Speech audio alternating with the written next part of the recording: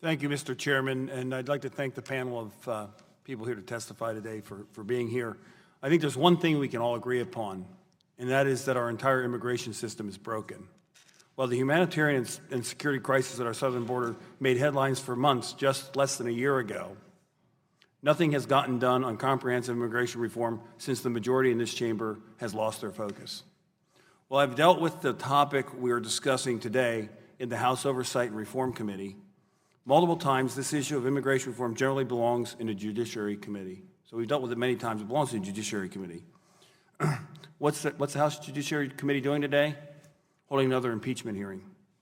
No wonder nothing is getting done addressing this and other serious issues facing our immigration system. In this committee, instead of focusing on things within our jurisdiction, we must focus on picking up the slack for the Judiciary Committee.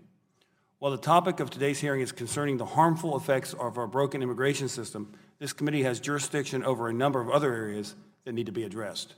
Children are harmed when they are burdened by student debt and failed education policies. Children are harmed when this committee does not do our job properly reevaluating nutrition needs through the child nutrition reauthorization process.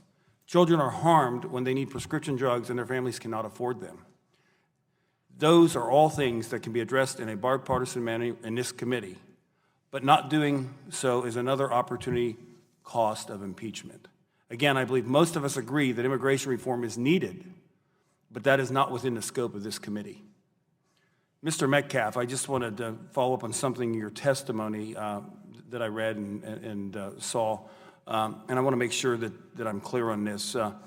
Children in America's public schools are afforded the same opportunities for access, services, and education as students with legal status. I mean, all the students are accessible to all the same benefits. That's correct. Okay, so really the children of people that may not have legal status in the United States are still getting all those things are available to all the children. Still going to school, still eating, still receiving all of the benefits that their native-born counterparts receive. Okay, I just wanted to make sure that is clear because I think that is so important because that really does explain where the jurisdiction of this lies.